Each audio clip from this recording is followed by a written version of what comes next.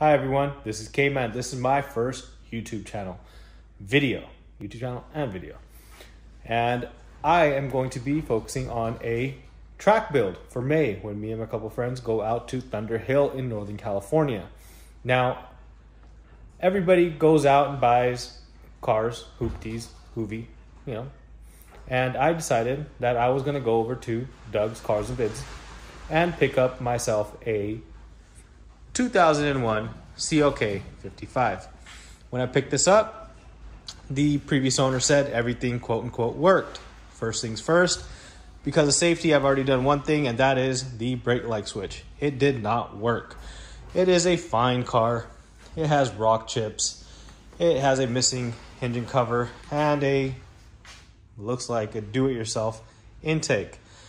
I do need to replace a throttle body cable or throttle position sensor, which is right here, but this strut bar is in the way, so that's gonna be something we tackle on the first video. Second is going to be things like this windshield wiper fluid, which had a warning, and I thought, easy enough, let's fill it up. Well, that wasn't the case. Something is desperately wrong with it, because I held it for a good 5 minutes and nothing came out. Luckily, the windshield wiper works perfectly fine. I had to figure out something to cover this ugly mess, or at least powder coat it or something like that. I did order some lowering springs for this car, and they will soon be here. Now, when you go out and you buy a quote-unquote ready-to-drive vehicle, there's some expected stuff, like a ton of touch-up on rock chips that are not color matched. You have wheels that are somewhat decent.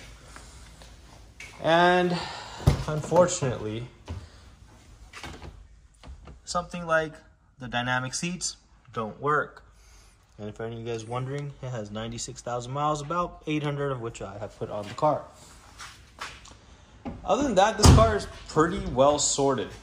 I don't know what else will come of it. It runs fine, runs strong, aside from the fact that if I mash it all the way, it does not have any power. So after not reading codes, after not taking it to a dealer, and some YouTube, bro tips, I went ahead and I got a pedal position sensor for this vehicle. Figured, could probably swing it. And plus, if it doesn't work, I could always return it since I buy it locally. Follow me on this build, and within probably about the next couple of weeks, I will get down to putting that throttle body or pedal position sensor in. Let me know if you guys like to follow this build, and I hope you guys like it.